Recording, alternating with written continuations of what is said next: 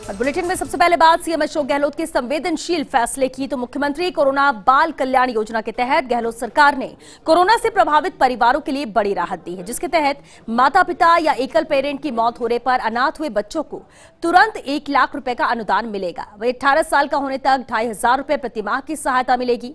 इसके अलावा बच्चे के 18 साल का पूरा होने पर 5 लाख रुपए की मदद मिलेगी। इस दौरान 12वीं तक आवासीय विद्यालय या छात्रावास के जरिए निःशुल्क शिक्षा का भी प्रावधान है।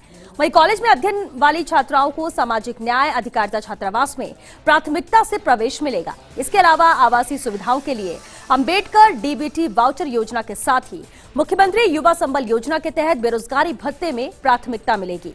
सीएम गहलोत ने कोरोना के कारण विधवा हुई महिलाओं को भी मदद का ऐलान किया है, जिसके तहत उन्हें 1 लाख रुपए का एक मुश्त का एक्सग्रेशिया मिलेगा। साथ ही 1500 रुपए प्रति माह विधवा पेंशन का भी प्रावधान है। ये प्रावधान सालाना आय की अनिवार्यता से मुक्त होंगे। वहीं सभी आयु वर्ग की महिलाओं को ये मदद मिलेगी। वहीं विधवा महिलाओं के बच्चों को 1000 रुपए प्रति माह के अलावा स्कूल ड्रेस और पाठ्य पुस्तकों के लिए सालाना 2000 की मदद भी मिलेगी।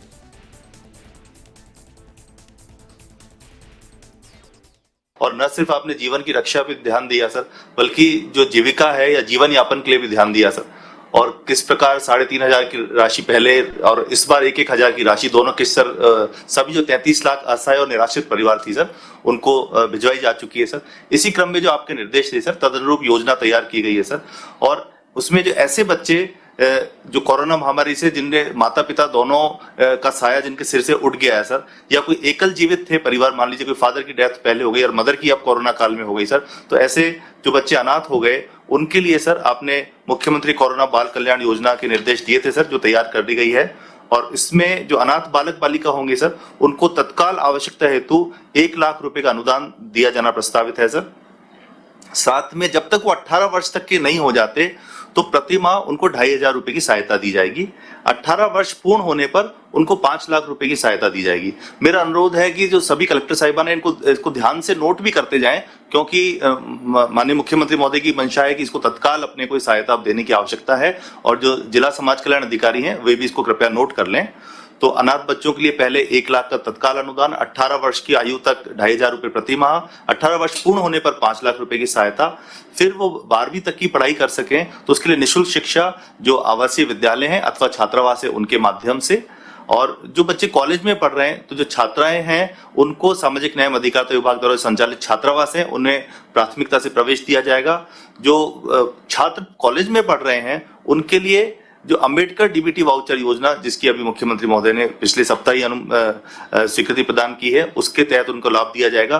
जो युवा हैं उनको मुख्यमंत्री युवा संबल योजना के अंतर्गत बेरोजगारी भत्ता दिए जाने में प्राथमिकता दी जाएगी।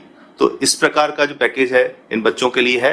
साथ में जो महिलाएं ऐसी थी जिनकी पति की मृत्यु हो गई, वो भी गंभीर संकट में है, उसको देखते हुए पति की मृत्यु के फलस्वरूप विधवा हुई महिलाओं के लिए भी सहायता राशि है। 1 लाख रुपए एक मुश्त एक्सग्रेशिया राशि उसको उनको दी जाएगी।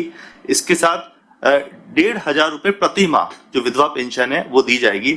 आप ध्यान करें, अभी जो पेंशन योजनाएं चल रही हैं उसमें अलग अलग आयु वर्ग के लिए अलग अलग राशि दी जाती है और उसमें सालाना आय की एक बाध्यता भी है। ये जो राशि दी जाएगी 1500 रुपए प्रति माह, इसको सालाना आय की अनिवार्यता से भी मुक्त रखा गया है और इस सभी आयु वर्ग की विधवाओं को ये राशि प्रति माह प्रदान की जाएगी। साथ में ऐसी महिलाएं जो हैं उनके जो बच्चे हैं उनको भी 1000 रुपए प्रति बच्चा प्रति माह जो राशि है उनको अडल्ट होने तक यानी कि 18 वर्ष की आयु तक उनको प्रदान की जाएगी। तथा सालाना अगर जैसे बच्चे पढ़ रहे हैं तो उनको पोशाक, उनकी यूनिफॉर्म के लिए, उनके जो टेक्स्ट बुक्स हैं, स्कूल की सामग्री के लिए सालाना 2000 रुपए का लाभ उसमें दिया जाएगा। तो मैं माननीय मुख्यमंत्री महोदय का बहुत बहुत आभार भी प्रकट करना चाहता हूं कि ये जो योजना है, मैं समझता हूं कोरोना से सर जो विशेषकर जो बच्चे प्रभावित हुए हैं उनको इससे निश्चित रूप से लाभ मिलेगा और महिलाओं को भी निश्चित रूप से लाभ मिलेगा। सर आपका बहुत बहुत आभार। और चलिए इस पर बातचीत के लिए हमारे सहयोगी नरेश शर्मा हमारे साथ जुड़ चुके हैं। नरेश, इस योजना का इंतजार बिल्कुल जरूरतमंदों को था और इस बड़े फैसले का इंतजार पूरे प्रदेश की जनता को था। अब जबकि इस योजना को लेकर लॉन्चिंग हो चुकी है, आज घोषणा कर दी गई है, और क्या कुछ जानकारी मिली? किस तरह का मैकेनिज्म रहेगा, इसका क्या प्रक्रिया रहेगी, लोग कैसे इससे जुड़ सकेंगे? देखिए, जो दूसरी लहर जो है वो कहर बरपाया था जिसने पूरे प्रदेश में, जिसके कारण से कई बच्चे बेसहारा हो गए थे, माता पिता का साया उनके सिर से उठ गया था। कई महिला हैं वो विधवा हुई है, परिवार में कमाने वाला नहीं रहा। तो ये तमाम बातें जब मुख्यमंत्री अशोक गहलोत के सामने आई तो उन्होंने एक योजना ये लॉन्च की है, जिसमें कहीं न कहीं ये कहा जा सकता है कि सरकार है वो बच्चों का एक सहारा बनेगी, अनाथ बच्चों का। जो जो घोषणा मुख्यमंत्री ने की है, इसके तहत जो भी अनुदान देने की, सहायता देने की, चाहे पढ़ाई करने की, ये कहीं न कहीं ये कह सकते हैं कि बच्चों का जो करियर संवारने की तरफ ये योजना है। और साथ में रही मैकेनिज्म की बात तो देखिए विभाग ने पूरी तरह से तैयारी की है कि जो भी बच्चे जो निराश्रित हुए हैं, जिन्होंने इस कोरोना काल में अपने माता पिता को खोया है, तो उनको सरकार की जो सहायता मिले उसके लिए सबसे आसान तरीका हो। और उन्हीं आसान तरीकों पे विभाग ने विचार किया है। इसकी पूरी जो गाइडलाइन है वो जल्द ही जारी कर दी जाएगी। एक तो जो बच्चे फिलहाल आइडेंटिफाई, उनको तो तुरंत ही इस बारे में जो आर्थिक मदद है वो मिल जाएगी।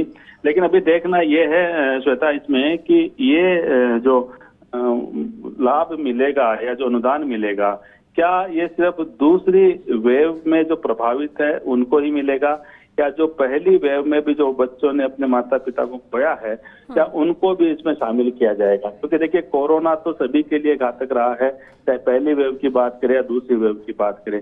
दूसरी वेव में ये जरूर है कि जो मौतों की संख्या ज्यादा थी, लेकिन जो पहली लहर में भी कई ऐसे केस आए थे जिसमें बच्चों ने अपने माता पिता को खोया है। तो उम्मीद यही की जा रही है कि जब स्पष्ट गाइडलाइन होगी तो संभवतः उसमें पहले जो वेव के कारण भी जो इस तरह के बच्चे निराश्रित हुए हैं उनको भी शामिल इसमें किया जाएगा।